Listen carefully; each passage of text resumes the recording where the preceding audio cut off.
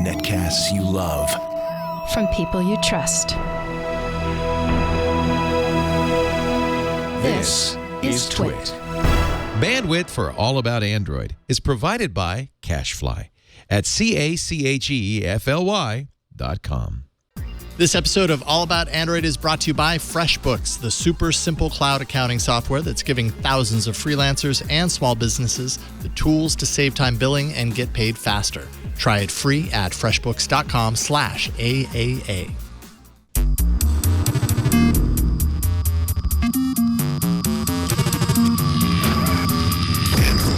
Hello, and welcome to another episode of All About Android. This is episode 294, recorded Tuesday, November 29th, 2016. We are a weekly source for the latest news, hardware, and apps for the Android faithful. I'm Jason Howell. And I'm Ron Richards. How's it going, Ron? It's going well. It's pouring rain here in New York, and it's cold, and I'm jealous that Florence is still on her honeymoon in New Zealand, and I'm stuck in the rain. Where it's not pouring rain, I don't think. It's not raining. Yeah. Although she did have an earthquake the other day. She posted on Instagram that there was an earthquake in New Zealand when they were there, so that's something. So, well, New Zealand is not really any warmer. It's 58 degrees. Oh, yeah. So, she's not. Yeah, it's very. It may be a tiny bit warmer than it is here, anyways. Probably definitely warmer than. That's for sure. Than you. And although today was slightly warmer, it eked up to the high 50s today, even though it was pouring. But it was a little warmer. I don't know why we're talking about the weather. We're here to talk about Android. Yeah, well, I mean, if we had a weather app, maybe it would make sense. But we don't. We have an Aaron Newcomb. Double A Ron is back in force. Hey, how's it going, Aaron? Good. Host of Floss, of course, on the Twit Network, and a whole host of other things. You're at the Makerspace right now. Yeah, I'm at the Makerspace, Benicia Makerspace, which is the one that I founded. And you can see the laser maze sign. I was just going to ask, is the laser maze behind you? Yeah, no, just the sign. Just the sign. Just the sign. Okay, The whole it actually is kind of cool. The whole thing disassembles down. It starts out 20 feet by 10 feet, and by the time we get done, it fits in about 4 feet of storage space. So it all comes apart. It's modular. Cool. Very cool. So yeah, it's very cool. You've created a makerspace, and I have to imagine it's like a playground for you, basically, because you've created it around. I don't know. I mean, how many people kind of offered input into what needs to be there? I imagine you were probably, if you created it, had a lot of pull on that. Yeah, I did. But, one thing, and I always tell people this when they're trying to get a makerspace started is, go ask the community, ask the people that are eventually going to want to be involved what they want in the makerspace, because those are the people that are going to want to become members if you're a membership-driven organization or participate. And so you need to really find out from them, and that's what we do here is we ask our members what they want. And so we ended up with a lot of heavy equipment, which you can't see. It's over on the other side of the wall, but we have lathes and welders and CNC machines and 3D printers are behind me. In fact, I just came in. It's kind of funny. I came in and this was on the, I don't know if you can see this because it's all white. Is that a 3D printed skull? Yeah, somebody just printed this out. I don't know whose it is, but I'm like, that's so cool. I'm going to show it. And I don't know if you can see, it's got like designs printed in the top and it's got like this hole in the back. I don't know, for pens or something. Or a candle. I don't know what it is, but I was like, that is so cool. So it's always fun coming in because you never know what you're going to find. That's really cool. That is cool stuff. We've got a lot to talk about. Well, actually, it's a pretty light news week, but we've still got lots to talk about because we were able to dig up some stuff. We're going to be discussing, sadly, the further collapse of Cyanogen Incorporated. A little deep dive into USB PD by one of the fans of this show. Really nice video that they recorded. We'll play that. LeEco, whatever you want to say, is and what they're doing in the U.S. Google's marketing confusion. I think it's kind of confusing anyways. Tons more of your feedback because when news is light, thankfully, you guys are sending us lots of stuff to talk about. And again, we're gonna dive into your feedback because that was a lot of fun last week. We spent a lot of time on it, actually. But that was because we were having such a good time answering your emails and your video mail. So thank you for that. But Brian, I hope you're ready because it's time for the news. Oh, you're not ready. Oh, you were kind of ready. You were video ready. Let me turn on the volume there. Get the vocals going. It might be a light news week, but that doesn't mean I threw you off. It's okay. It's okay. Third time's a charm. All right. I think you should third cut time? back to Jason and just do. I think you can't start. Yeah, there you go. Now I need Jason. Jason to Toss give it me to him. the Toss it to warm-up. him. It's time for the news.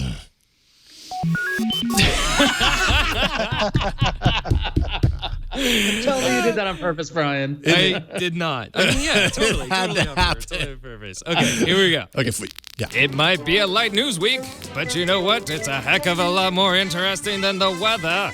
Tune in for Android News. All right, it off. There you you go. redeemed You did. yourself. Full count, and you knocked the double. Good job. Thank you.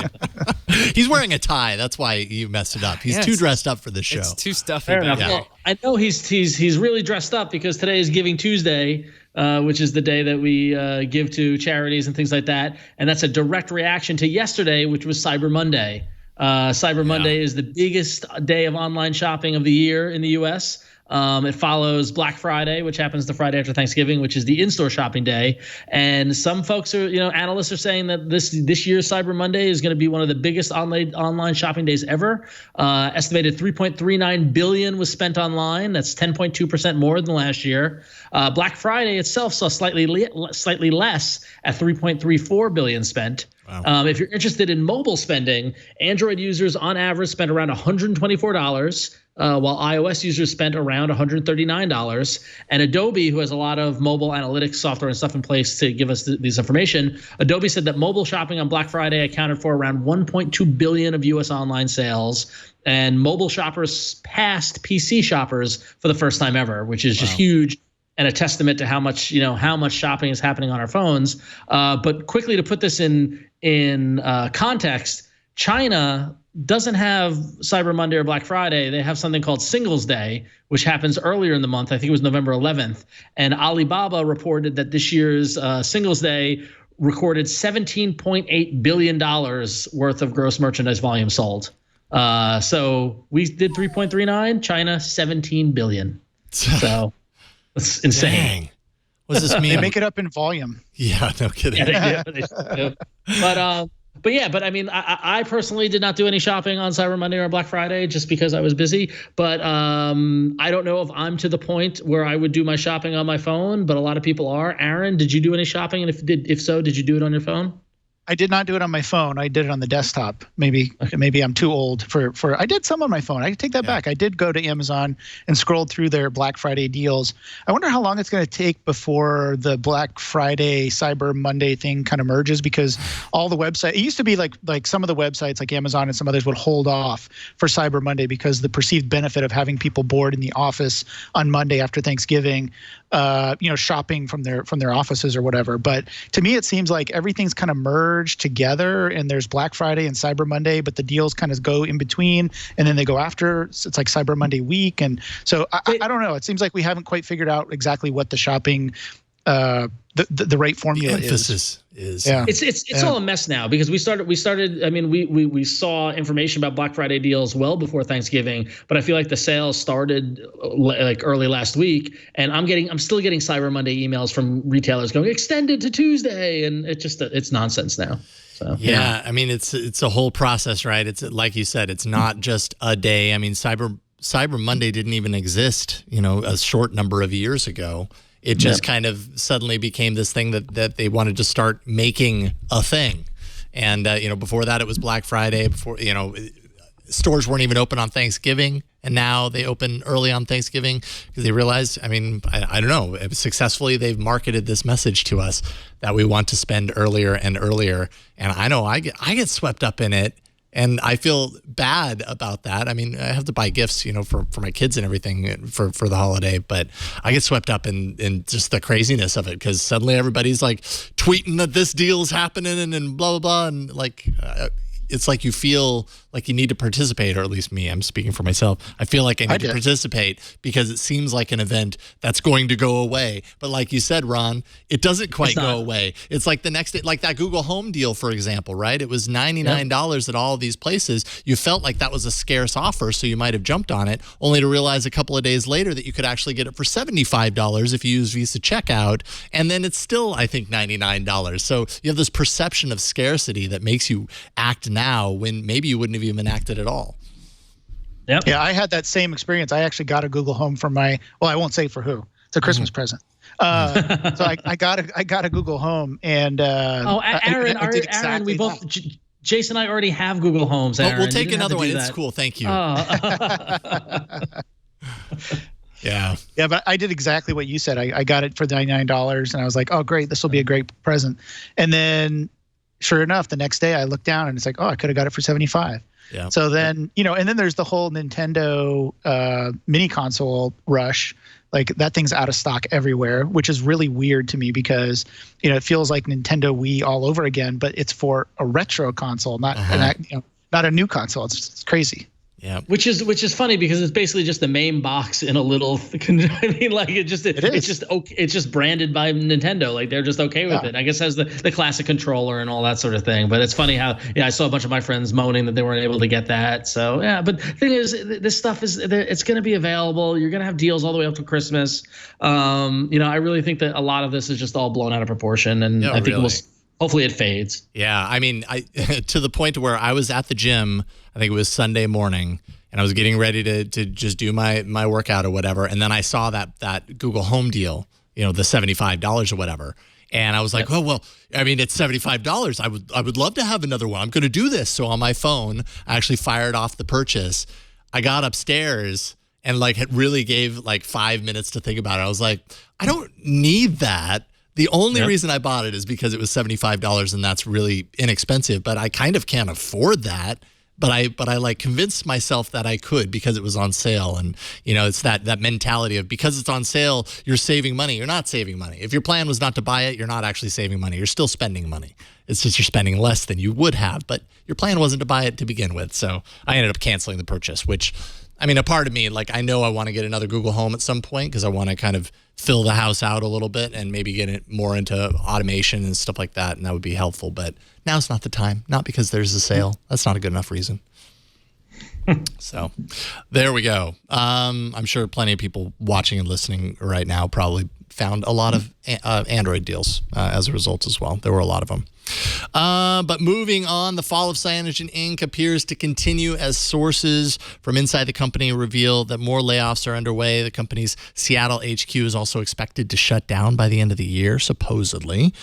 Sources also tell Android Police that Steve Kondik, who's the co-founder of Cyanogen Inc., could be on the outs, along with, and we'd already talked about this, CEO Kurt McMaster, who last month transitioned away from his role. The company's smaller Palo Alto office remains, and some employees are being given the option to relocate there. But yeah, this is just kind of the sad further, at least on the outside, seems to be the further demise of Cyanogen Inc. as an entity that is not, in fact, putting a bullet through Google's head. What do you think about this, Aaron? Yeah, I mean, it's been a long time coming, right? I mean, they're not there yet. I mean, who knows? They could turn it around. For sure. Do something crazy. I don't think that Google's recent move with what they're doing on the Pixel and doing their own hardware is helping any, obviously. And I'm sure you guys have talked about this. Yeah. So they really have to find somebody that's willing to partner up with them. And they've got with all the troubles they've gone through, it's going to be tough, I think, for them to keep going. But fingers crossed, because, we need more players in this space. There's a lot of hackers out there. I call them hackers, modders, whatever you want to call them, that still love to put Cyanogen on their phones. So, if it's just for those people, I really hope that the effort, at least behind this, doesn't go away, even if they aren't able to make it work financially from a big corporate perspective. Yeah. Should be noted that Cyanogen Inc., different from Cyanogen Mod. Cyanogen Mod is more the open source kind of enthusiast community effort to bring, the open source version of Cyanogen Mod to a lot of different platforms. That I don't think is affected by this at all. Cyanogen Inc. is kind of on its own. It's more of the kind of commercial aspect of this. And they had the company had kind of announced that it was stepping away from the OS side of things with the announcement of Kurt McMaster stepping aside as CEO last month. And so they're kind of focusing a little bit more on the services side of things. We'll see how that plays out. But yeah, I mean, their downfall really kind of seems to begin with their whole deal with OnePlus. They had an exclusive agreement with OnePlus with the OS on the device. Then, without OnePlus knowing, apparently, they struck a deal with Indian OEM Micromax on the side. And that's not it's not good to say you've got an exclusive, especially when you're kind of new to all of this, and then totally go against that. And I think to some degree that spells an early history with the company, and a lot of other OEMs would see that and be a little bit shy to work with them as a result. Yeah, yep. and the thing is that it's that deal going sour, and then the inability to land anything else. And whether it's the example of, well, you screwed OnePlus over and so we don't want to do business with you, or just they were unable to close any deals because they just weren't getting any traction or adding anything to the mix. Like, what were they adding other than being an alternative to Google but still running Android? Like the value for OEMs and partners just probably wasn't there as well too. Because if the value was there, if it's good business, other companies would have figured out a way to look past the India debacle. Right. Yeah. Sad. It's really sad. Yeah, we'll see what happens. Oh well. What's also sad is saying goodbye to our old friends. Oh, yeah. I don't know. Brian, how sad this is. I don't know how sad it is, but can we pour a little out for gingerbread and honeycomb? Yeah, just a little bit. There it is. I feel like a little bit. Been living with gingerbread and honeycomb for a really long time. That's enough. That's enough, Brian. That's it. Yeah, you can cut it. So it's been a long time coming, but Google Play services will no longer support any Android versions below API level 14. That means that officially and finally, Gingerbread and Honeycomb are unsupported. And to give you a context of give you some idea of what that means, the latest distribution numbers as of last month, Gingerbread sat at 1.3% of the population, and Honeycomb isn't even on the list. And Froyo is still holding on at 0.1%. Yeah. So there you go. So we say goodbye to our good friends Gingerbread and Honeycomb, but somehow Froyo is still on that list. Still on the distribution. Yeah, the platform. Yeah, I know, but not on the supported list. Yeah, exactly. So yeah. Yeah, it's so hard to say goodbye to yesterday. Gingerbread and Honeycomb, I hardly knew ye. I don't know. Honeycomb was a big deal back when it launched years and years ago. Yeah. It's probably good. I mean, good for developers, right, Aaron? Like, this at least frees developers up. I mean, but I guess they weren't required to pay attention to these old API levels, were they? No, not at all. And it's actually good. It's good for developers, but it's good for users because it forces developers into making sure that they're, number one, you don't have to worry about those anymore if you're a developer, right? You don't have to worry about supporting them. But in terms of user support, I mean, there's obviously 1.2% of active devices are still using Gingerbread. So there's some poor souls out there. Maybe they haven't turned on their phone in a while, or it's just sitting in a closet plugged into a power brick or something. I don't know. Yeah. But wait a minute. Well, Jason, last week you turned on your old which one was that? The Thunderbolt. What was that running? That had to. I can't remember, but I'm guessing it's probably either ice.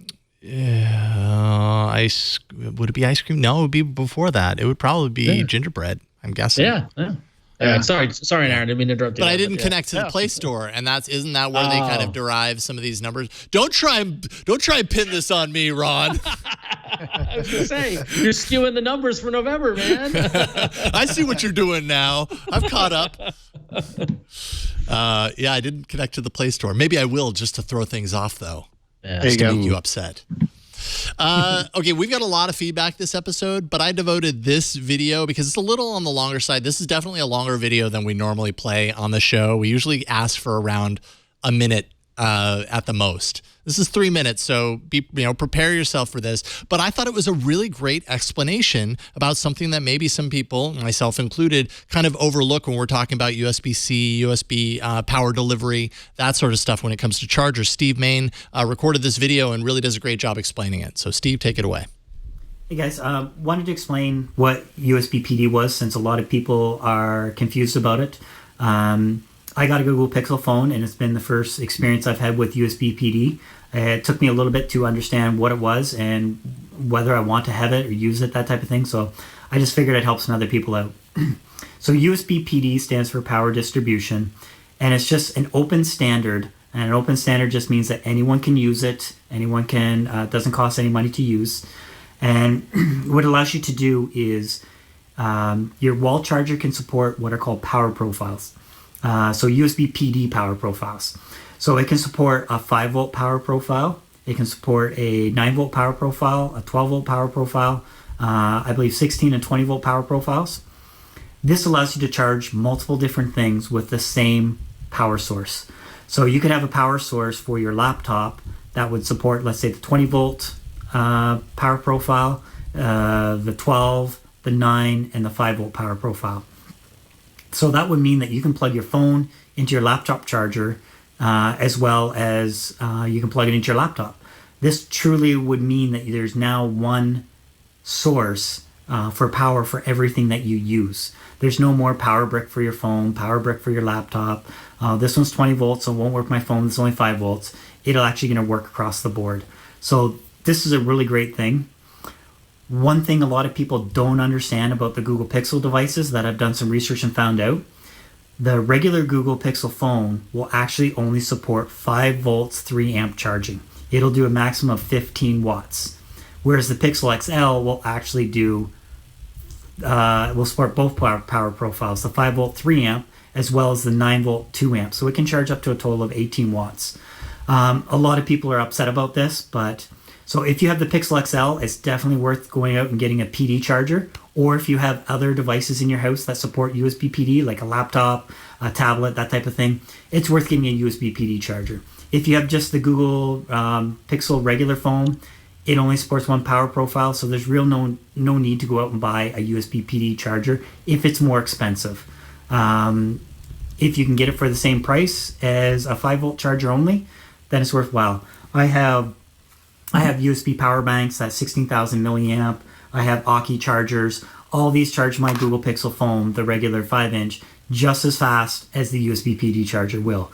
And that's because the regular one will only support one power profile. So I hope this clears up for people what USB PD is. And make sure you're buying the right chargers for your phone. Trickle charge your phones overnight. There's no reason to fast charge your phones overnight. Get a nice small 5 volt half amp charger. Charge it nice and slow overnight. Leave your quick chargers in your car and on your power bank, stuff like that, when you need a real nice quick boost when you're in the middle of traveling to work, that type of thing. So hopefully that clears some stuff up for everyone. Thanks. Thank you, Steve. I thought you did a great job of kind of picking apart the many elements of that. That was a great video. He had some props, he had some examples. That's great. Yeah, it's fascinating. One other thing he also pointed out that I didn't realize, and he included this in the email. He said, remember, if you want to do USB PD, you must have a USB 3.1 certified cable, which for now only has USB-C tips on both ends. If you use a USB-A tip to USB-C, your cable is going to dumb down to only use 5 volts, 3 amps max. So you won't get the increased charging capability, the increased speed. So even though he spelled this out and it all makes a whole lot of sense, it's still a little confusing when I think about all the different combinations that I have at my home and like really picking apart and going, okay, well, these are the ones that I need to throw out or put in a cupboard and not worry about anymore versus these. But Google actually sells an 18-watt USB-C charger with USB power delivery right now for $35. So if you want to get on this train and see the benefits of that, you can pick that up for your Pixel device. Aaron, did you end up getting a Pixel? I did not. I still have my Nexus 6. And it still works great. And I just don't feel like I need one yet. I'll wait for the price to drop or see what they come out with next year because I just don't need it. Everything works just the way I want it. So, the only complaint I have is the device is a little wide, as everyone is aware, and it's a little heavy. But otherwise, it runs all my apps. It does everything I want it to do. And I was a little bit, I don't know if you guys covered this. I was a little bit, I know it's been cracked now, but in terms of rooting I always root my phone. And that was a question mark when it came out, when it was initially released. So, so that's another reason why I didn't get it right away. Right. And what's interesting, and Aaron, I'm right there with you. I mean, I'm on my next bit Robin, and I'm happy with it. So I'm not, like I'm going to wait on the Pixel. I'm going to wait either the price comes down or quantities become more available. But going back to Steve's video about this stuff is confusing for us, right? You and me, Jason. I'm sure Aaron, you probably already knew all this stuff because you're a genius like that and much smarter than I am. But how can the average customer even navigate this? That's my concern with it. Like I explaining this to somebody, even my sister, or or somebody like of a similar age, like explaining to the average customer about getting the right cable with the right power brick and all that sort of stuff. It's so not consumer friendly. It just worries me. Yeah.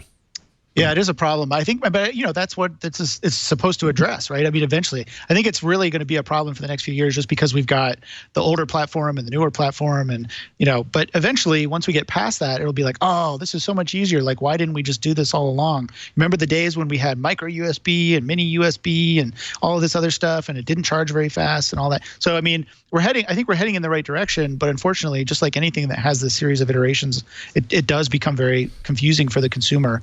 The only thing I saw in that video I disagree with is when he said to use a 500 milliamp charger overnight. I wouldn't do that. I don't even know if my phone would charge on a 500 milliamp charger overnight. I'd still have to use at least a 1 amp charger, and it's still a trickle charge. Right. But I was like, 500 milliamp? No way. Yeah, I mean, is the point there that if you limit the amount of times that you charge your battery quickly, then you extend the life of the battery? Is that the thought? Exactly. Yeah, that's exactly right. You want to extend the life of the battery. I mean, it's especially important because now that you can't replace the battery very easily in a lot of these devices. Right.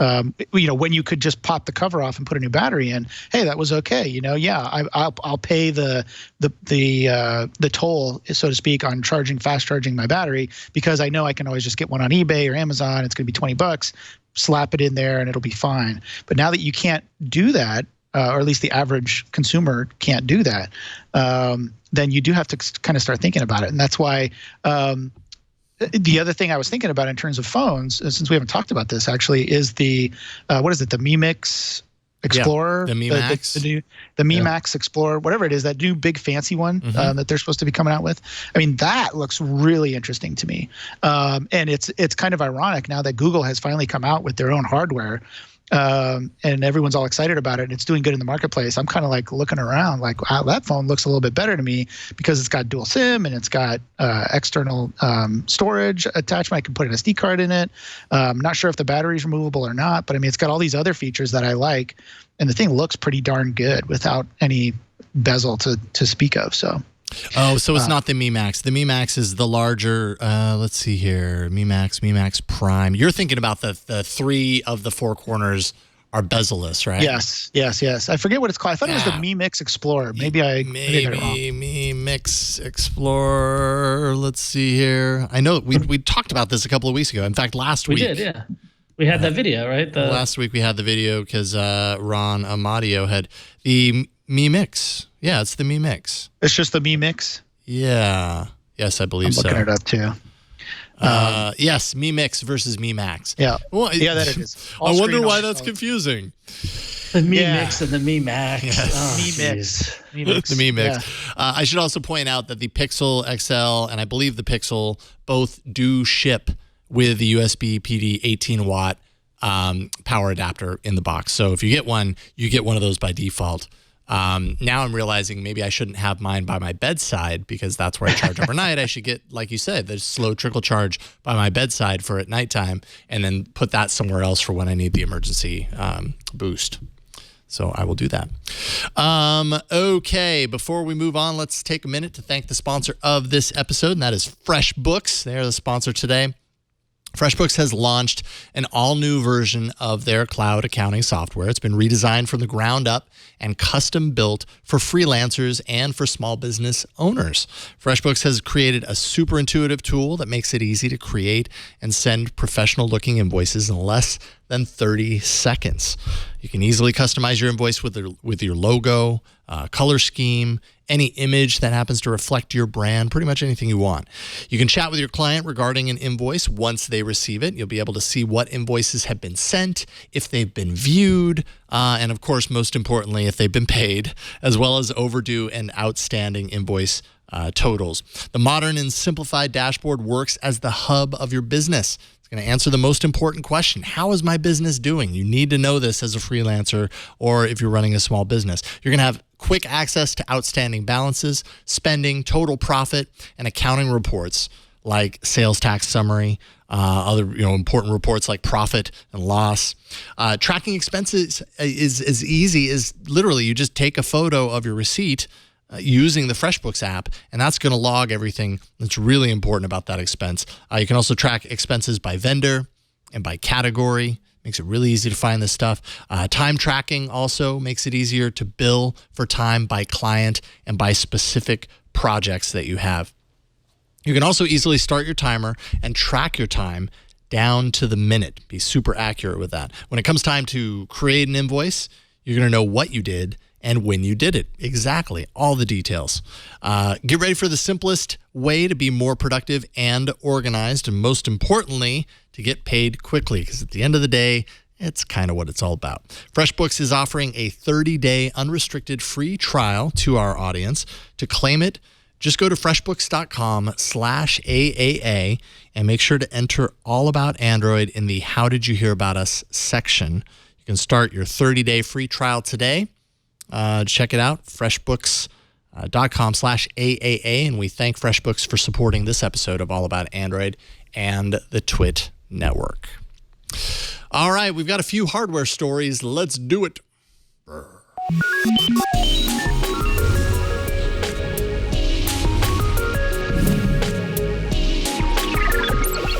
So speaking of the Pixel, because it is Google's hardware du jour, Google's Pixel devices have been in consumer hands now for more than a month.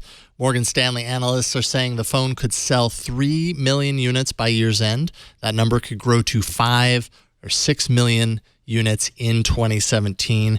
That would increase the number of users for unique features, things like Assistant and Daydream, and result in more money spent by those users and more exposure to Google's ads, of course. Morgan Stanley expects the Pixel will increase the money spent by users, closing the gap of iPhone users who currently spend 3 times more when shopping on their devices. And that's something that advertisers will want to pay more for. The more I use my Pixel, the more impressed I am with it, particularly in the battery. Lately, I've realized I never see the little red battery icon. And I mean, I take this sucker off the charge at 7 a.m. every morning, and I probably put it on at midnight. And I never see the little red icon thing. And I've navigated to and from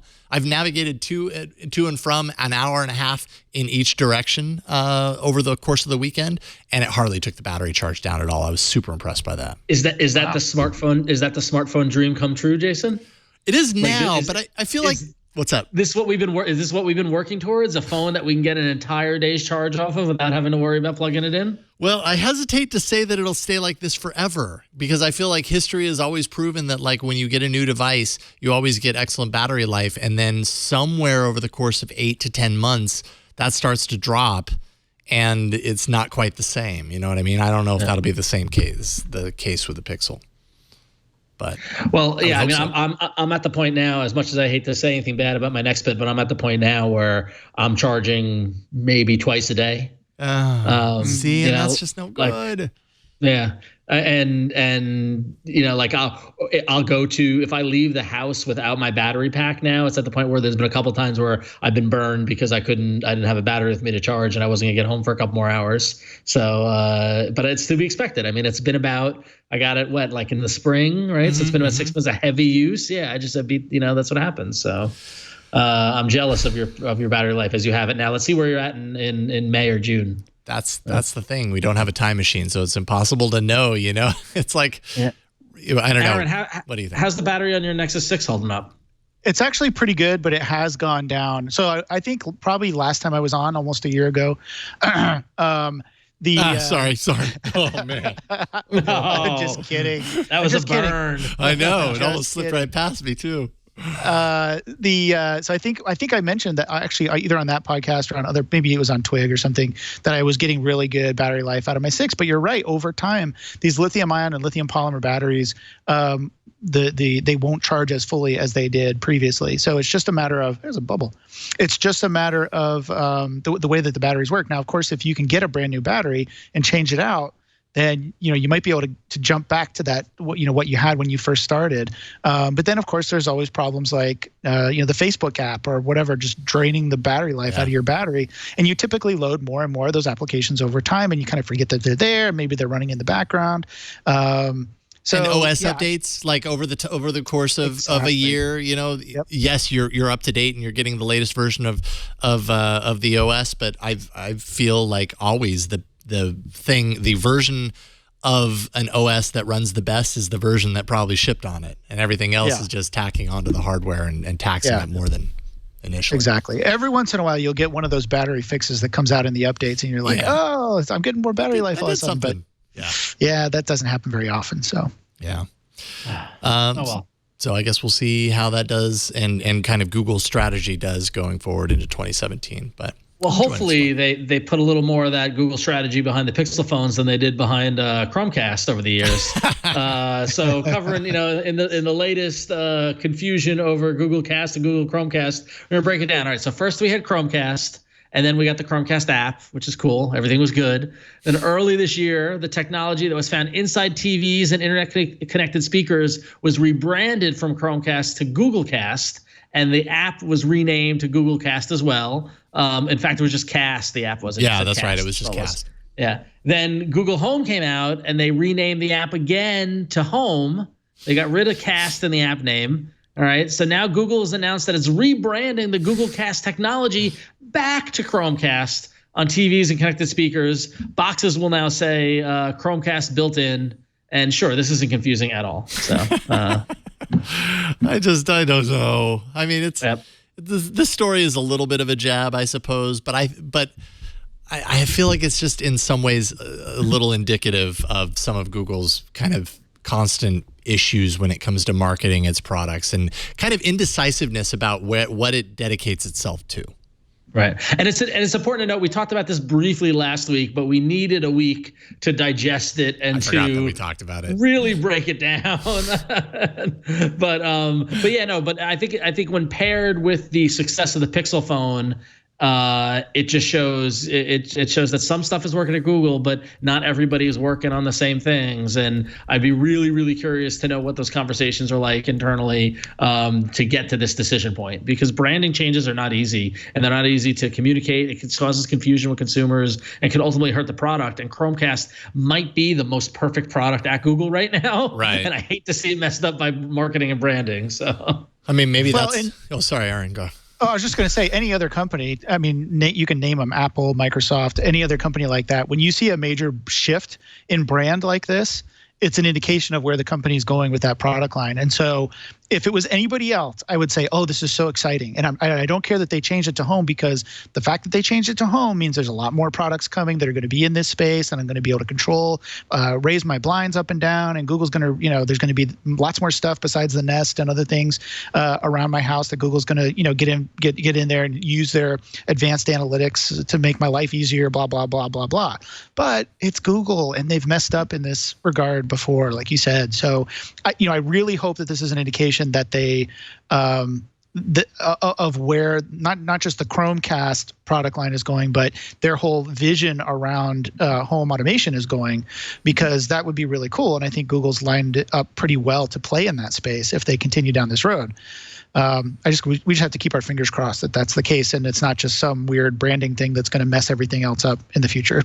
Yeah. It's like all these little lines that start interconnecting and then like coexisting, even though they're a little bit different. Like, I mean, taking Home, for example, the app is Home, but Google also has a product called Google Home. But the app isn't just about Google Home. It's also about all these Chromecast devices, because the app's focus is less about Google Home specifically and more about these are all the interconnected things that we make that make your home make your home a smart home. So it's all controlled in the Home app. Well, you've got two things that kind of share the same name but mean slightly different things, if not larger than slightly.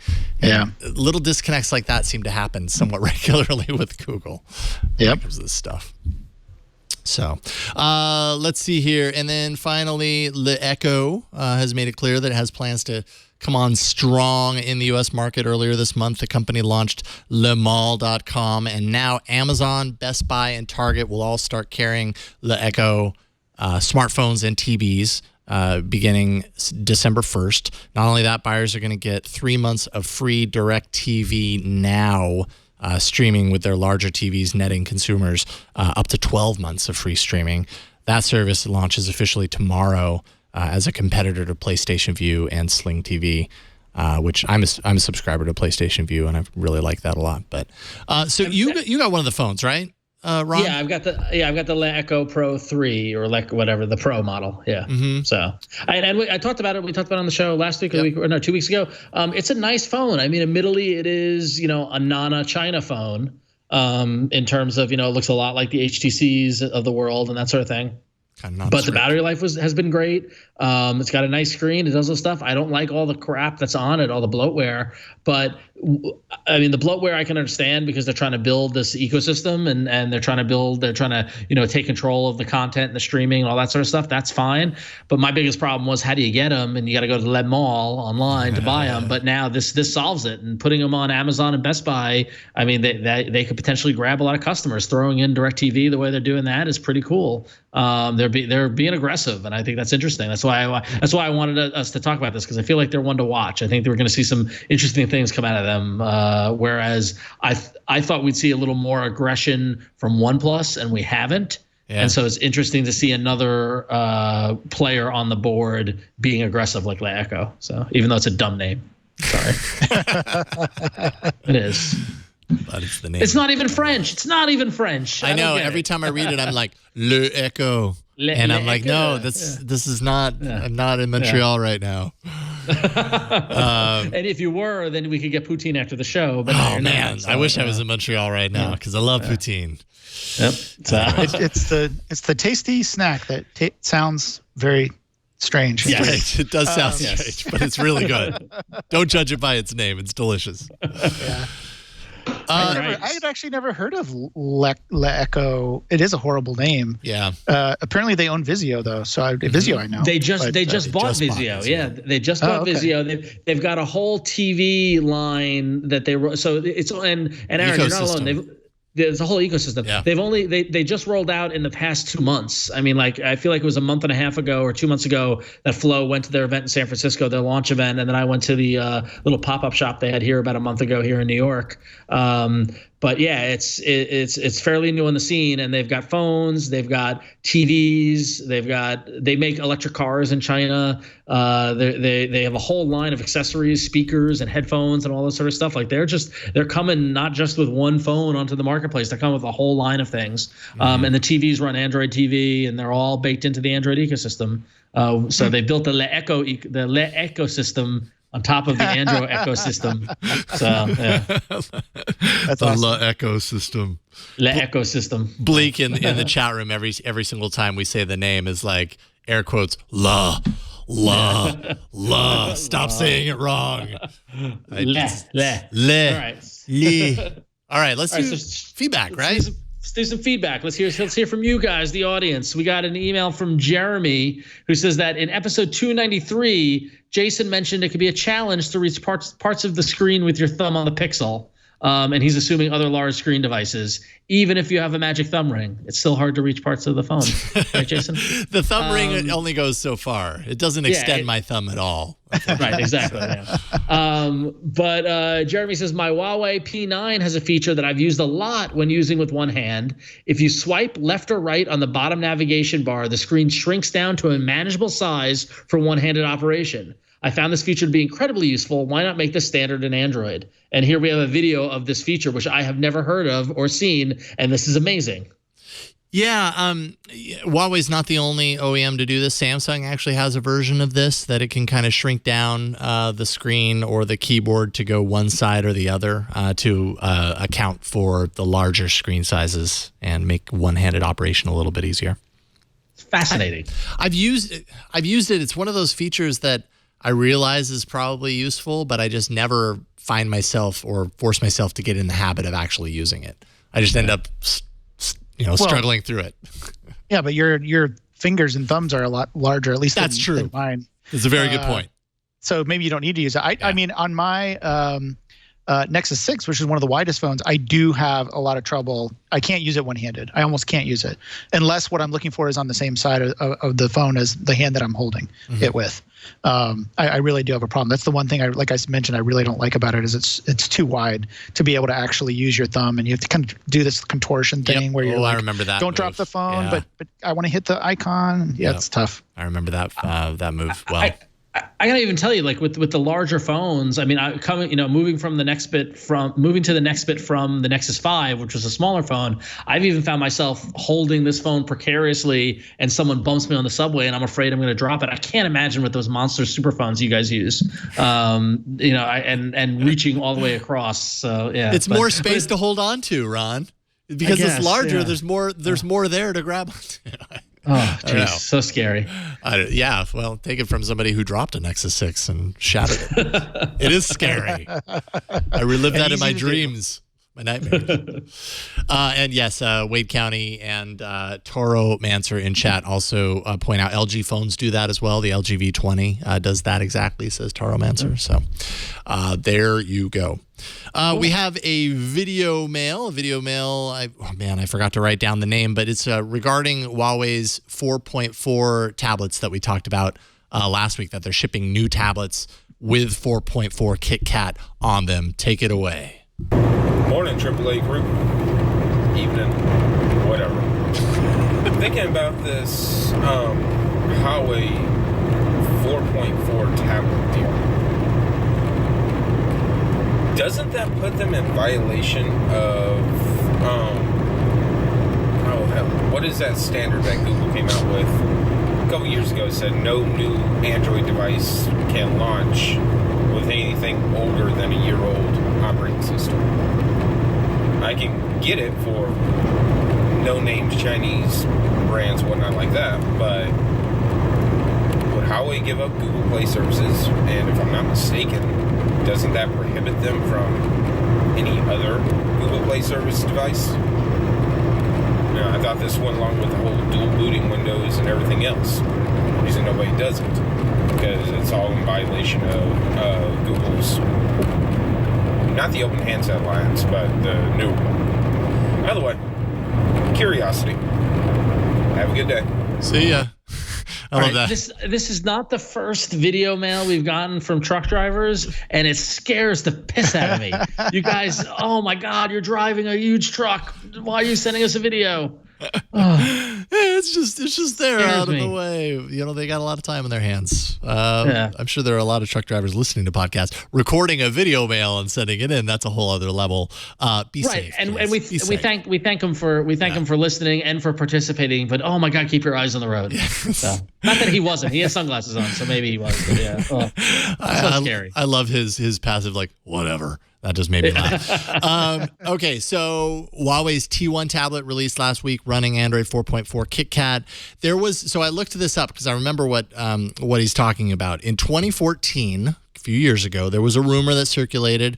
I believe Android Police had it initially. David Ruddock had an article about it, hinting at Google Mobile Services, that's GMS requirements for OEMs, that certification only occurs if a device meets a minimum API version. The leaked documentation showed that an OEM could certify with a device, or could not certify with a device more than 2 versions behind current, whatever that happens to be.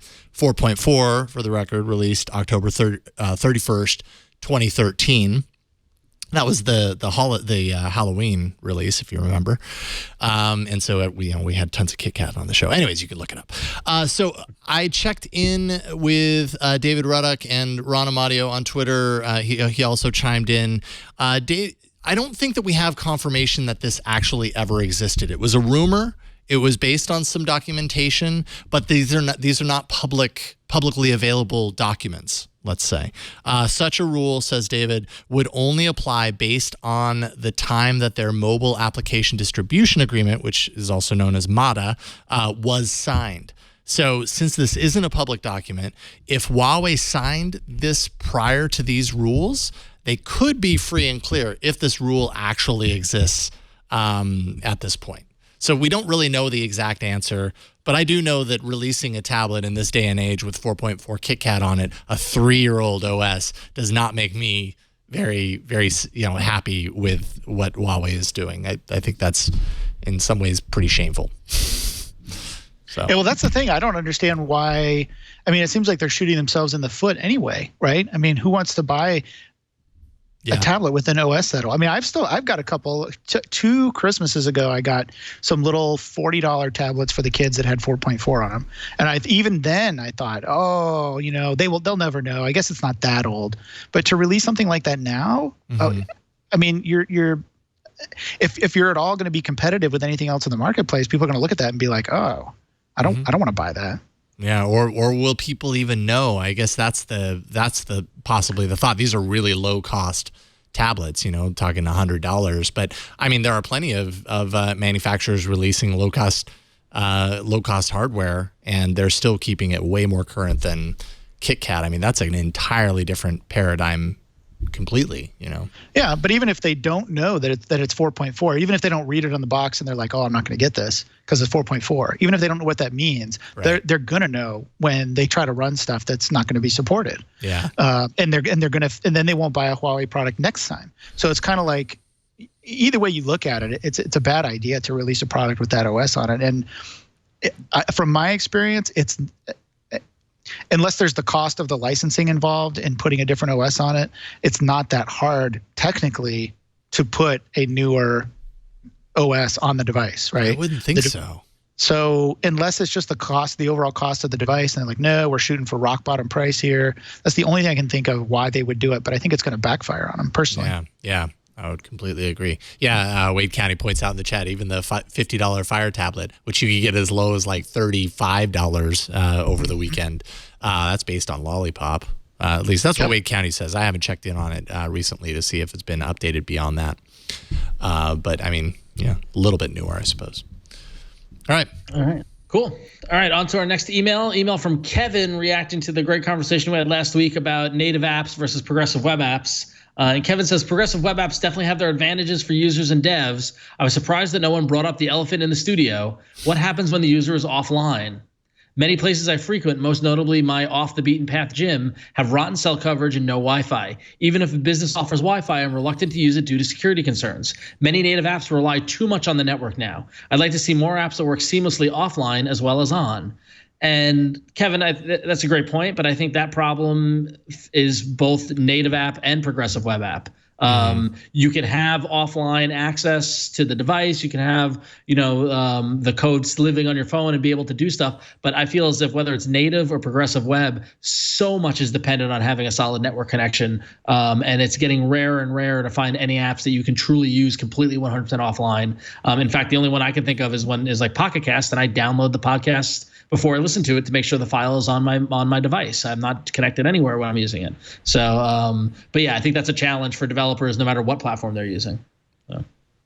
And there are technologies built in, or aspects of even web browser technology that's built in there for managing offline access to these things. When you don't have that connection as well. So maybe there's a little bit, there's some tools there to work with to make that at least somewhat possible. But yeah, you're right, man. When I think about the apps that I use on my phone, I'm trying to think of really many that don't require at least some form of data connection in some way, shape, or form. I guess, I was going to say music, but no, my music is in the cloud anymore. Well, and it's funny is like I download the music I know I need. Like I've got my playlist that I listen to on planes and things like that. And we've talked about Google Music allowing kind of background caching of music you listen to a lot, having it live on the device. But actually Marsworm in the chat room brings up a great example is that if you're not connected, if you don't have a network connection, you don't get ads. Right. And ads are a big component of a lot of the native apps. Even in the progressive web apps as well, they have ad serving capabilities as well too. So that could be a piece of it as well. Mm-hmm. But yeah, it's definitely that we are very dependent on that network connection. And try to put your phone in airplane mode and use it for a couple hours and see how far you get. Yeah, no kidding. Yeah. No kidding. Chris wrote in to aaa@twit.tv and says, I just got my kids 2 Samsung Galaxy Tab A's, which are running Marshmallow. I set up restricted profiles for them. If they're logged in on their profile and click on the user profile icon in the notification shade, they are only able to pick their profile or mine. guest and add new user are not there. I noticed that they can click on my owner profile, which then takes them to the lock screen for my account.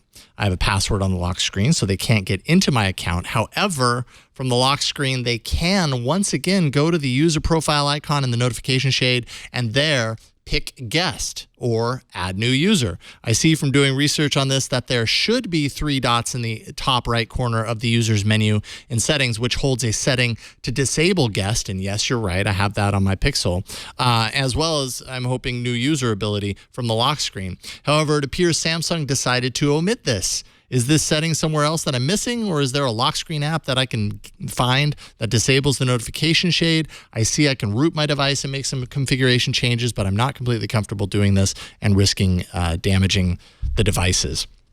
That's a big issue. Like, I was looking into this. As far as I can tell, there's no fix to be found unless you are comfortable with rooting, and then maybe there's something that you can do. But honestly, what's the point of a password for a main user if a guest account is always accessible? In some cases, I saw that people were able to access the SD card when they chose a new guest user. Like, it still gave them access to the storage contents of a connected SD card inside the device. Really insecure. And I'm really surprised that even with an update to Marshmallow, which apparently these tablets got, that still didn't bring this capability to it. I know as a parent, I actually appreciate that function is there and that you can hide this functionality. Aaron, what about you? Yeah, I mean, my son uses his own user account on my this tablet. Actually, it's the NVIDIA Shield.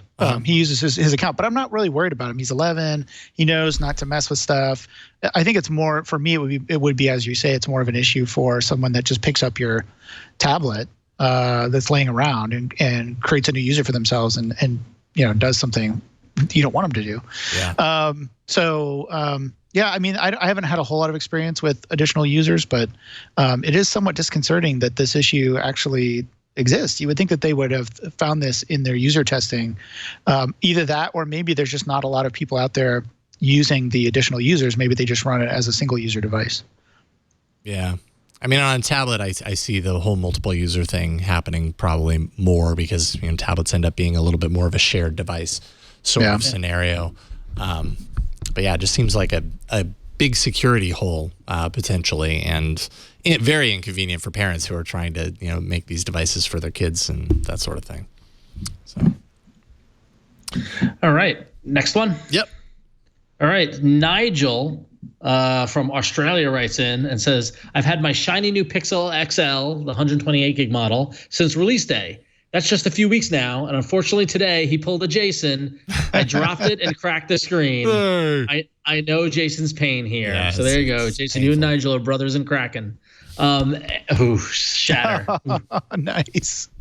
Anyway, I heard on your show there may be a chance that if I call Google and plead with them, they may replace it. I called the support number in settings, and Google's support person answered. Very impressed that worked here in Australia. I explained that I dropped the phone without too much effort. They granted me a one-off replacement. Wow. Thank you all. Thank you all about Android. You saved me. And yes, woo, the wonderful Google support backdoor, where if you call and you're nice and polite and sound really pathetic, they will give you a mulligan. They'll give you one get out of jail free card. But they keep track. So you can't go back to the well too many times. So yeah. And I would hesitate saying that this will happen if you do it. Right. It happened in the case of Nigel. I don't know that this is necessarily a hard and fast rule that Google would just do this. Sometimes you just luck out with the right person when you call customer support. I don't know if and also Google has a way, Nexus Protect, it used to be called. I don't know if it's still called that, but a way for you to buy protection for your device. So if you didn't buy the protection for your device and your device, you get a cracked screen, I mean, technically you should be out that money because you chose not to go with the insurance protection. So I think in some cases, I'm wondering that maybe Nigel just kind of lucked out. Yeah. Hey, lucky. I've had good experiences with Google support though. I mean, they've been getting better. I had when Google Play Music Family Pass or whatever they called it first came out, I signed up right away. I was like, this is awesome. I'm going to share this with all my kids because they all like to listen to music and it's going to be great. And I tried to do it, and of course I couldn't because they were using Google Apps or my own personal domain through Google, and you can't share it with them. And so I called up, and not only that, but I lost. I got in early on Google Music or Google Play Music. Sorry, multiple branding problems again. Yeah. I got in early, so I had like the $7.99 for life deal or whatever. So I was really bummed. And so it's only a few bucks a month, but I was like, oh, come on, this is really bad. So I called them up and they're like, hey, no problem, just do this. And then when when your month expires, just put this code in or whatever. I forget what it was, but they were just really, really nice about it, and everything worked. And I'm back to where I was in the first place. And that was not the outcome I expected, because Google hasn't been doing customer service for very long. So, another story out there. I think this could be something that Google becomes known for over time if they keep up this kind of service, because customer support is everything. For sure. I think that's the big point I wanted to make, is that I think that this is a conscious effort by them to create lifelong customers. Nigel, probably his next phone will be a Google Pixel, because he'll remember the time that he shattered it and they replaced it. And so I think they're going that extra mile, and they have to. I think it's a great strategy. Just to kind of spell out what the actual kind of plan is when you buy a Pixel, it comes with a 1-year manufacturer's warranty. Device protection when you purchase gets you an additional year of coverage for mechanical breakdown, and 2 years of protection from accidental damage. That's $99. So in that case, Nigel kind of he lucked out in the sense that they gave him this replacement. I'm assuming he doesn't have the protection plan, because he didn't mention it in here. That would be a pretty big piece of information to not have in here. That would explain it right there. So I'm assuming he doesn't. But hey, that certainly instills goodwill in the mind of the consumer with what Google's doing. Especially in light of the fact that the Pixel is not an inexpensive device. And I think to some degree, Google has been trying to prove to people why it's not inexpensive. And maybe that's one reason, because the customer support is just that much better. And finally, Shane Bowling wrote in to say Jason and Flo left you out, Ron. I don't know. Just saying. It says, and now I know why. He says, I was just wondering how hot your phones get when you're using your Google VR. That's the Daydream View. My phone gets to be about 120 degrees when playing for about a half an hour. Should I be worried, or is this normal? Let me answer your questions in order. Should you be worried? I don't know yet, because it happens to me too, and I get a little worried. So maybe you should be worried. Is this normal? Apparently it is, because it happens to me too. Should it? Is it right? No, I don't think so. I don't think it should run that hot. I get hot face when I do Daydream VR. It gets hot to the touch. And at some point you get an error or a toast message that says, stop doing VR for right now. Let your phone cool off, and you actually have to take it out and stop. Wow. I'm picturing the scene in Raiders of the Lost Ark when the Nazi picks up the medallion and it burns the medallion image on his palm. You guys are all gonna have that little G in your hands from taking it out of your Daydream. Yeah. No, we're gonna have the visor burn on the face. I thought you were picturing the scene later in the movie where the guy's face melts like a candle. That too. So many. Really too, Aaron. Good point. Maybe that's what happens when you plug in your Samsung. Right, your Note 7. That's one thing I never got to. Yes, that. Exactly. Yeah. This is what happens when you use the Daydream View. Your face melting experience. The scene that gave me nightmares as a child. Now I'm going to have nightmares again tonight. You and me both, Aaron. You and me both. Now, yes, me too. Now it just looks like a wax candle being melted. Yeah. Which it was, actually. If you That's probably what it was. Exactly what it was. If you listen to the behind the scenes, it was actually candle wax. Okay, it looks like it, so that makes sense. Of course, when I watched that as a kid, I didn't know any better, and whatever, it was super scary. I don't think that it's normal. I don't think that it should do that. I've used the Gear VR plenty of times, and I've never had hot face as a result of it. Hot face. Yeah, I don't know. I'm still kind of figuring out how I feel about Daydream View versus Gear VR. It has some really positive notes, the controller primarily, kind of the comfy factor, I suppose, although I feel like that's not necessary. But there's a lot of downsides to it. It lets in a lot of light, doesn't fit the face as snugly and as perfectly as I feel like the Gear VR does. It doesn't have the top of the head strap to help it when it doesn't fit perfectly. So I don't know, but it's also less expensive. So there you go. And it shouldn't make your phone that hot. It actually at some point gets uncomfortable because it's so hot. So that's no good for something that you're wearing on your face. Okay, we've got just a little bit of time left in the show. And what else are we going to do? Of course, we're going to jump in the arena. So let's do it. So many enter, but only one lives. Android Arena. Oh, checking in on last week's poll. I'm a little frightened because you're getting that smile. There is a priest in the studio with oversized scissors, and I'm very scared that I might actually end up getting a haircut. That isn't just a normal pair of scissors really close to the camera. That's an oversized pair of scissors, probably as big as my torso.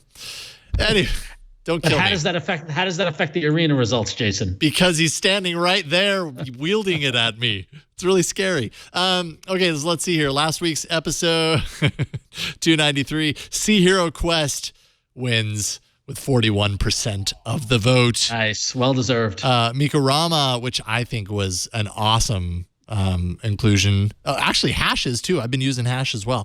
Mikorama came in second, 35%, and Hash came in third at 24%. So what that does for the arena now, we're at week 47. We've got 4 weeks left, all right? So I'm still in last with 9. Flo's in third with 10. I've got one more week to tie it up with Flo here to not come in last. Jason, you're in second with 13 wins, and the guests are still in first, holding on with 15 wins. So, Jason, there's still time for you to pull out a victory this year. We'll see how it goes this week. But yeah, it's definitely guests are still leading. So, Aaron, no pressure. Does that mean? I'll definitely win this week. You guys have no chance whatsoever. So I'm just saying. All right, well, let's see. Jason, does that mean I go first? Or? I think that means you go first, quickly before I die by these oversized scissors here. Okay, you've got my app loaded up there? I have it all loaded up. All right, so this app is very cool, guys. It's very neat. I actually had another app already for the arena. I was going to go with the game, but at the last minute I pulled it when I saw this. This is a beta app, and even though it says it's unreleased in the Google Play Store, you can totally go download it. I did today. It's called Contextual App Folder, or CAF. And what it is it's really kind of amazing. It's an app that you install, and you create a widget that is a folder that holds apps within that folder. And that folder changes based on your specific context that you load into the app. Now, what context can you load in? Geolocation. Let's see, what else can you do here? You've got a location. You can do it when it's connected to Wi-Fi, when something's connected to Bluetooth, when it's charging, when you're on a call at a specific time. You can also, the default one it comes with is when the headphones are plugged in. If you back out of that, Jason, it shows that. So what you could do is you can have a headphone. So when you plug in your headphones, this folder will just show you the apps of your choosing that you would use with your headphones. This is a really killer idea. So if your app needs change when you're at work versus home, you could change the geolocation so you can load in the apps that you would use at work versus when you're at home. If you want to only access certain apps when you're on a call or whatnot, it just basically changes the contents of the folder based off whatever context you load into the app. So if I go to my home screen and I add a widget and it will give me this as a folder? Yeah. Well, yeah. So if you go add the widget, right? And so it should be the CAF widget right there. Okay. So now when you tap it, right, there it is. There's the default one. That's the default. Now you need to plug in headphones in order to see the headphones one. I gotcha. Okay, right. That's what I was missing. Got it. So that's the thing. So so if you go, actually, Jason, if you go and you create a new one, if you hit the action button, right? And let's say create a new one for when connected to Wi-Fi, right? So when connected to a specific Wi-Fi network, so you can pick the Wi-Fi network you're connected to. Which one am I connected to? Twit, Office. There you go. Now choose the apps that you want to be in. Allo, because it doesn't get enough action. All right. So also Beatport and Android Wear. Sure. Great. So hit check. Check. Okay. So now, go back to home. Twit Office. And there they are. So now disconnect the Wi-Fi. Look at that. Okay, so Wi-Fi goes away, and then at some point It'll recognize that. Yeah. There we go. There it Default. is. Yep. And now hit that. Hit it again. And now I get the change default to your one. default. Yeah, pretty cool, right? I'll go ahead and hit that. So it's really neat in terms of you can do it, with Wi-Fi, with Bluetooth, when you're charging. The time of day one is really neat versus, these are the apps I use after 8 o'clock, whether it's Chromecast or Netflix or whatever it might be, or these are the ones I need to use in the morning. It's really neat to be able to have these contexts put in. It's kind of like Tasker without the crazy recipes and all that sort of stuff, but all distilled down to one folder. So pretty cool. You can also style it as much as you want. So if you hit the palette button there in the upper right-hand corner, there, Jason, see? So that's where you can play with the appearance, and you can change the way you want the folder to look and the color and all that sort of stuff. So, yeah. Nice. So that's great. Cool stuff. I love it.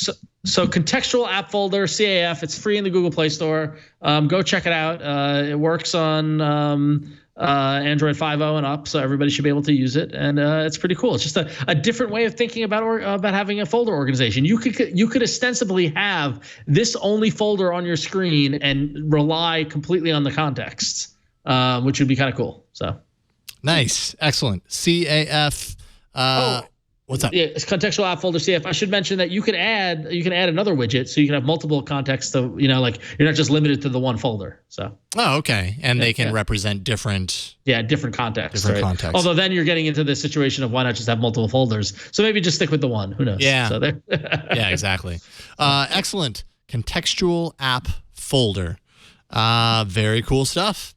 All right, Aaron, you are up next. I will go ahead and play it for the very first time while you talk about it. All right, awesome. Yeah, so this app is called Bowmasters, and I was surprised you guys hadn't had this on before. This was an app actually that my 11-year-old brought to my attention, and also my 16-year-old or 17-year-old now son, and we've been playing it like nonstop. So it's essentially, back in the day, back in the early 90s, there was an app called, I think it was called Tank Battle, with two tanks on either side of the map, and you had to lob your bullets and try to get the guy. And that's basically what this is you're just shooting your bullets across the map at given angles and at different power levels and trying to hit the guy on the other screen, at the other side of the screen. But the cool thing about this is they've come up with all kinds of different characters. So you're playing right now with the Robin Hood character. There's a chainsaw character that throws a chainsaw across the map. If you get headshots, you get more damage. So the chainsaw character is actually pretty unstoppable. There's Thor and Loki as well. There is one of the two favorites that I have are the Skrillex character. I think he's just called Y.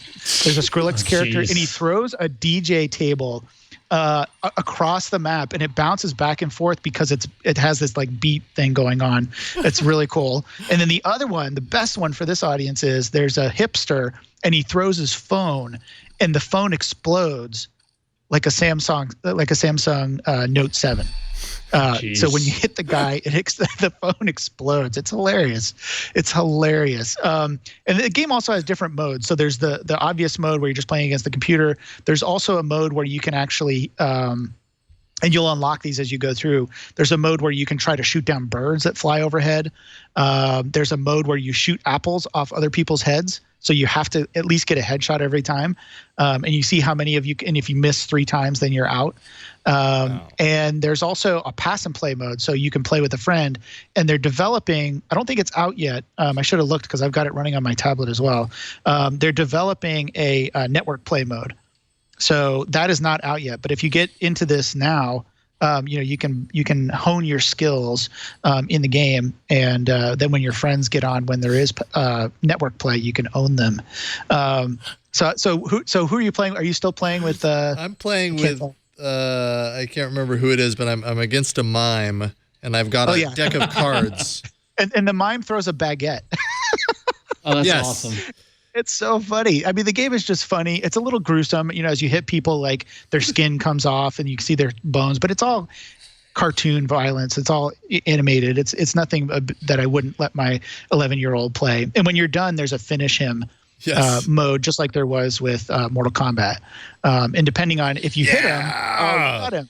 Burst into flames. There's an alien one when finish him for the alien one. If you finish him and you hit him on the last one, his spaceship comes down and falls on top of him out of orbit. Anyway, it's a really, really fun game. You get prizes.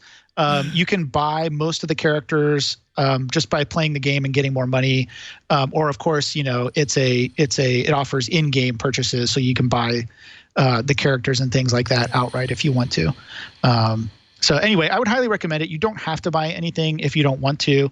Here's the chainsaw. I don't know if you can see this. Here's the chainsaw guy. Oh, in your video? Your video. Yeah. Can you see the chainsaw guy? Yeah. So, the lumberjack. I'm going to try to do this backwards. Let's see if I can or hit the hipster, guy. Depending on how you want to interpret. I just missed him. But you can and that guy is the he has a marshmallow on a stick that he shoots. This is awesome. Oh man, I loved the tank game back when I was. It's just hilarious. So I mean, if you're looking for an app that if the holidays are coming up, we just had one. If you're like me, you always end up like it's going to be rude if I go play a game on the computer or on your console or something. So I'm just stuck on the couch, and I just want something to do for a few minutes to pass the time. I mean, this could be your holiday time passer right here because it's just that much fun. That is awesome. I love those physics games where you got to figure out the angle and the speed and all that sort of stuff. That's cool. I remember playing those tank games back on my Apple II Plus. Yep. Yeah. Yep. Very cool. I wasn't expecting it because it's so bubbly and cartoon-like for it to be as kind of brutal as it was. It is, yeah. Like, wait a minute, his face is peeling off. The blood another face peeling off moment. There he is. Yeah. Yeah. Indiana Jones. But I love it. Yeah, I know. This is a running theme. There must be a title in there somewhere. Think about that, chat room. Come up with a face peeling off title for us. Mine is really quick. I wasn't sure what I was going to do this week. Almost went with Microsoft's Solitaire, which is now official, but I felt like last minute I felt okay.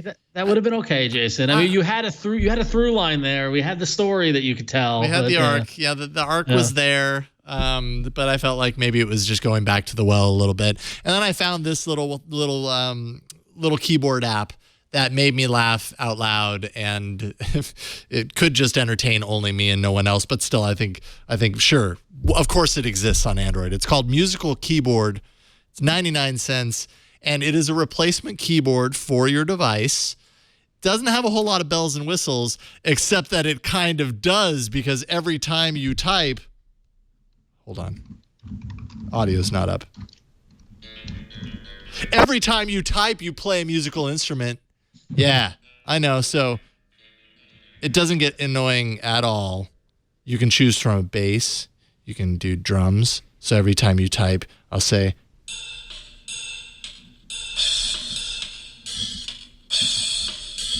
that's right up your alley, man. There we go. Those sounds combined to say, hey there, Ron, how are you? Or we could go ahead with a little guitar. Here, let me erase this. Hold on. Not annoying. Sup. Double A. Ron. See, I'm making beautiful music as I type, as I use the keyboard. That's what it's all about. Musical keyboard. That's pretty much all it does. That's all it does. Every time you type it, it makes a song. And that's all I got. I don't think I'm going to win. But can you record this? Can you record the songs?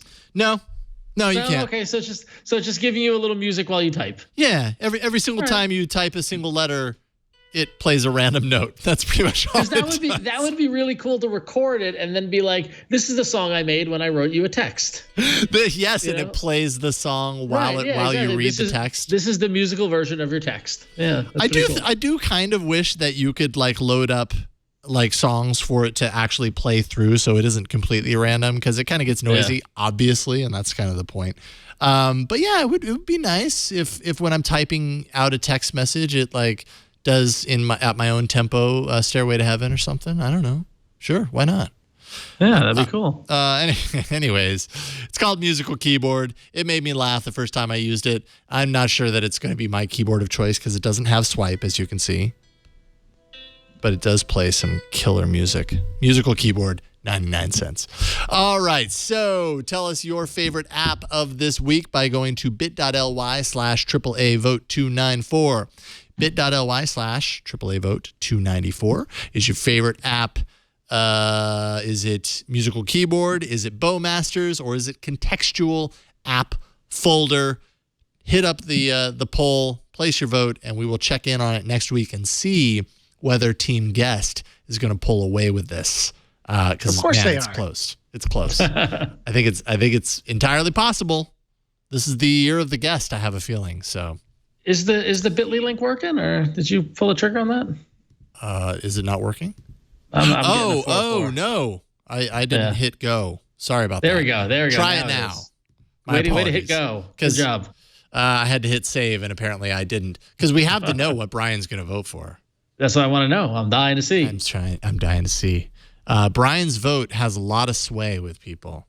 Oh, it's the Mass. guest. Yeah, had to know. Had to know. All right, cool. We'll check in on that next week. Aaron, I know you have to split. Really appreciate you coming on again, and I promise we won't wait another year to do it because I always enjoy doing this show with you.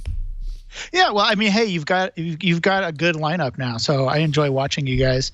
But it's fun to come on too. So definitely, whenever somebody needs a break, I'll be right here waiting to step into their shoes. Excellent. And even if not, it's always good to get you on as the fourth seat at the table as well. Tell people what you want them to know about what you're working on and where they can find you and stuff. Yeah, so you can definitely follow me on any of the social media networks. I'm Aaron Newcomb on all of them. Typically post on Google Plus first, and then it just magically spreads to all the other networks. So whatever you're into is fine with me. You can follow me on not all the other Twitch shows, most of the other Twitch shows, I should say. Floss Weekly, This Week in Google. I'll be on the new Screensavers again, I think on the 17th. Is that a Saturday? So coming up in a couple of weeks, so you can check that out. Also, writing a book. It's almost finished. It's going to be called Linux for Makers. So give it a few months and then look at look on Amazon or look in your local bookstore if you still go to one of those, and you should be able to find it there. But that's going to be a really good book. I've gotten really good feedback so far from my reviewers that the content's actually good. So if you're scared of Linux, but you want to hop into something like a Raspberry Pi, kick the tires. In fact, that's what my meeting's about here in a few minutes. We're going to be doing that right here at the Makerspace. Yeah, just keep that in mind. Make a little mental note to look out for it in a few months when it hits the bookstores. Excellent. Awesome stuff, Aaron. And I understand if you have to drop out to hit the meeting. We really appreciate your time. Thank you again. Yep, no problem. What is going on? Wait a minute. What's going on back there? Someone is lurking. Ron, what about you?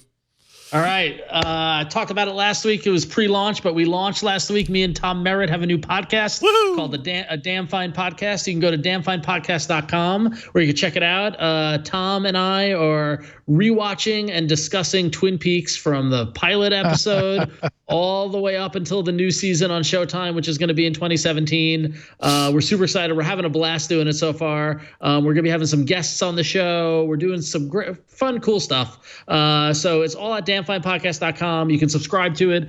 It's in iTunes. It's on Stitcher. It's on Google Play under the podcast section. You can get it on Pocket Cast. It's all wherever you get your podcasts are from. If you're into Twin Peaks, please give it a listen. We'd love to have you jump on board to this ride. It's been a blast so far. So that's my big news. So that's damnfinepodcast.com. Episode 2 comes out tomorrow. We're going to be releasing on Wednesdays. And yeah, we're pretty excited. Awesome. Beyond that, I'm still doing iFanboy over at ifanboy.com, where every week we're talking about the week's comic books. And as if this wasn't enough, Jason, I recorded the first episode of another new podcast just this week that's probably going to launch after the holidays. You're on fire. Yeah, so come January, I will be a 4 days a week guy. Dang, we'll see how that goes. Yeah. So, but having fun with the podcast, and they're all good. They're all good topics, good co-hosts. It's all fun. So that's what I love. Well, congrats, man. That's really cool. Thanks. Yeah, super cool. Check it out, damnfinepodcast.com. Brian, what about you? Well, I'm up to the usual. I think my co-host was lurking around in the studio somewhere. I'm not. Oh, yeah, I see him. That guy. Yeah. That is really creepy. That is really creepy. So I do a show might- with that guy every Thursday around 11 o'clock. We also air another episode on Monday. I know. jeez. See what I have to put up with. Yeah, I see. I know that well. But yeah, Know-How, check out that. We've got some cool best of stuff coming up at the end of the month, but also we're going over gift guides and things for makers. Last week we checked out some 3D printers, all around $300. That might be a good choice for the maker in your life. So Cool. check that out. Excellent. Well, thank you, Brian. You can find me at about.me/Jason Howell. Follow my music, eoligomusic.com. Don't forget, we have best ofs that we are working on very hard because the very last week of this month, the show is dark, the network is dark, so we usually play some best of, yes, kind of like that, except episodes that you've seen already, clips from them anyways. So help us to give you a really great episode, and I would love your help. twit.tv/bestof. You can throw any information you have about good moments from the year for this show and other Twitch shows that you'll find in the directory there. As much information as you have is really helpful to us to building a great episode for you. So thank you for doing that. Really appreciate it. And we'll put together something really nice for you. But that is it for this week. You can leave us a voicemail, 347-SHOW-AAA. You can always send us an email and video mail at AAA@twit.tv. And man, we're getting a lot of them in episodes right now here towards the end of the year. So keep it coming. Twitter @AndroidShow. We're on Reddit, twitaaa.reddit.com. Show notes and past episodes can always be found at twit.tv/AAA. Everything we talk about is there. Also, YouTube, iTunes, Pocket Cast, episodes everywhere. And catch us live every Tuesday starting around 5:30 p.m. Pacific at twit.tv/live. That is it for this week. We'll see you next week on another episode of All About Android. Bye, everybody. Bye-bye.